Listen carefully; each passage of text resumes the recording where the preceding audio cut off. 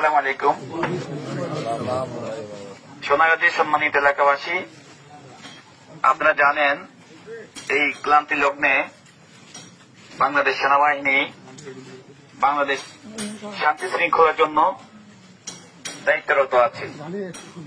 এর ধারাবাহিকতায় আপনাদের এলাকা বা আপনাদের প্রতিবেশী কেউ যদি কোন প্রকার লুটতরাজ, ভাঙচুর, অগ্নিসংযোগ এবং বিভিন্ন প্রকারের হুমকি দামকি যদি দিয়ে থাকে এবং আপনাদের পাশে যারা সংখ্যালঘু আছে তাদেরকে কোন প্রকার উচ্ছেদ বা হুমকি এবং তাদের ঘর বা বিভিন্ন জিনিস উচ্ছেদ করার কোন পরিকল্পনা করে, দয়া করে আপনারা আমাদেরকে অবগত করবেন।